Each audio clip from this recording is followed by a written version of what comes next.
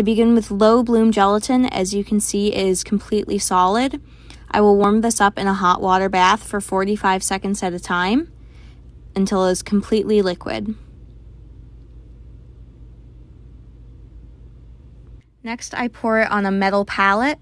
This helps to aerate the gelatin and cool it off as I mix it.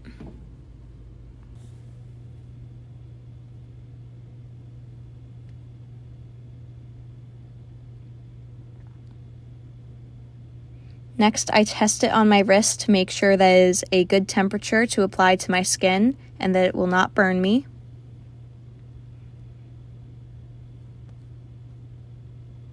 Then I start doing a click and drag motion to start building texture with the gelatin. This click and drag motion creates a texture almost like cheese on pizza, very swirly and almost bubbly.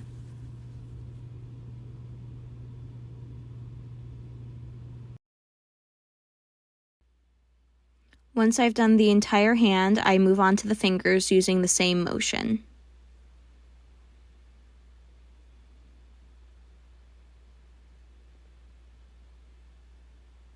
Once the gelatin has completely solidified on my hand, I powder it, which really helps to bring out the texture, which makes it easier to paint.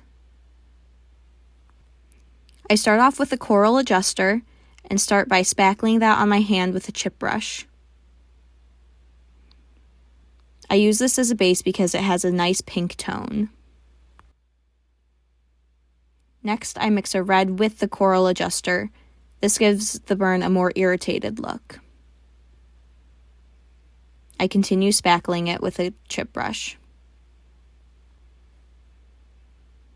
Next, I add in a more purple tone to the coral adjuster. This makes the burn look like it's deeper in the skin and has more scar tissue underneath.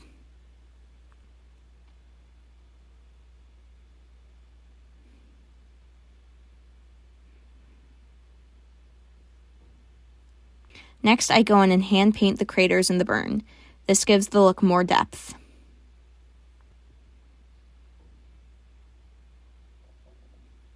Once I've done that, I dry brush with a light skin tone on top.